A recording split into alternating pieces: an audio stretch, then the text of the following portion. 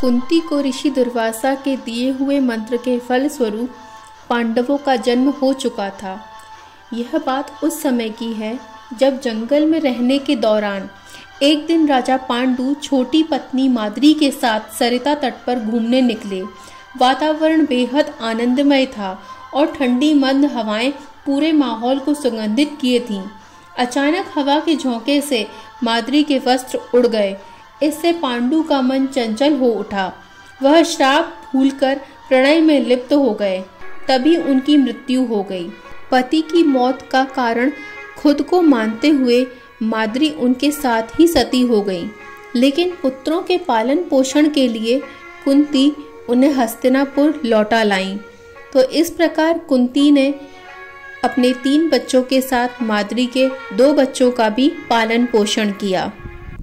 जब तक कुंती अपने पुत्रों का लालन पालन करती है, मैं तब तक आपको यहाँ से मथुरा लिए चलता हूँ, जहाँ पे महाभारत के महानायक अर्थात वासुदेव कृष्ण का जन्म होने वाला है। मथुरा राज्य का युवराज कंस शक्तिशाली परंतु अभिमानी ने चारों ओर आग लगा रखी थी। उसको कंधे के ऊपर सिर्फ अपना ही सर अच्छा लगता था। उसकी सेना जहां से निकलती थी मानो एक काली आंधी छा जाती थी। कंस के अत्याचारों की सीमा इतनी अधिक बढ़ गई थी कि उसके लिए स्वयं विष्णु जी को भगवान श्री कृष्ण के अवतार में जन्म लेना पड़ा। बात उस समय की है जब कंस अपनी चचेरी बहन देवकी और वासुदेव को उनके ससुराल छोड़ने जा रहा था, तो उनसे रास्ते में भविष्यवाणी सुनाई दी कि कंस जिस बहन को तू छोड़ने जा रहा है उसकी 8वीं संतान तेरा वध करेगी। यह सुनकर कंस दोनों को कारागार में डाल देता है और एक एक करके देवकी की 6 संतानों का वध कर देता है। भगवान श्री कृष्ण वासुदेव और देवकी के 8वीं संतान थे। उसके पूर्व शेषनाग ने 7वीं संतान के रूप में जन्म लिया था। योग माया से वे देवकी के गर्भ से निकलकर रोहिणी के गर्भ में चले गए और देवकी के गर्भ में रोहिणी का गर्भ आ गया। शेषनाग ने ही उनके जन्म की बाधाओं को हटाकर कारागार के मार्ग खोल दिए थे। श्री कृष्ण विष्णु के 8वें अवतार के रूप में उपस्थित हुए। तभी आधी रात के समय सबसे शुभ लग्न में उन्होंने जन्म लिया था। ज्योतिष शास्त्र के अनुसार रात 12 बजे उस समय शून्य काल था।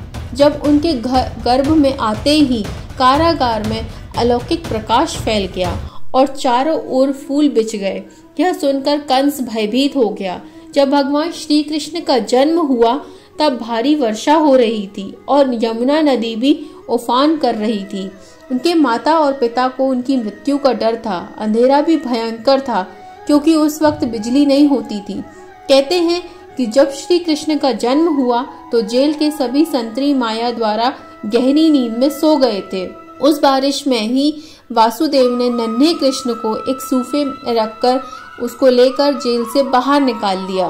मान्यता के अनुसार कुछ दूरी पर ही यमुना नदी थी। उन्हें उस पार जाना था, लेकिन तभी एक चमत्कार होता है।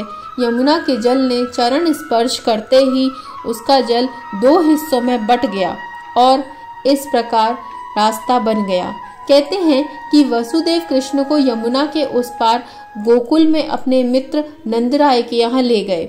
वहां पर नंद की पत्नी यशोदा को भी एक कन्या उत्पन्न हुई थी। वसुदेव श्री कृष्ण को यशोदा के पास सुलाकर उस कन्या को ले आए।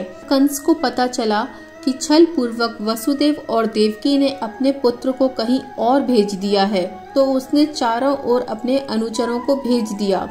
कहते हैं कि कृष्ण जन्म के बाद उनको मारने की बहुत सारी घटनाएं सामने आती हैं, लेकिन वे सबसे बचकर निकल जाते हैं। जो भी उन्हें मारने आता था वो वक्त स्वयं ही मर जाता था। तो इस वीडियो में इतना ही। उम्मीद करती हूँ यह आपको पसंद आया होगा। मैं अपने अगले वीडियो में आपको कृष्ण की बाल लीलाओं के साथ कंस की हत्या का रहस्य बताऊंगी और साथ में यह भी बताऊंगी कि कौरवों का जन्म किस प्रकार हुआ अगर आपने मेरे चैनल को अभी तक सब्सक्राइब नहीं किया है तो प्लीज़ इसे सब्सक्राइब ज़रूर कीजिएगा और कमेंट बॉक्स में मुझे बताइएगा कि मेरा ये वीडियो आपको कैसा लगा। धन्यवाद।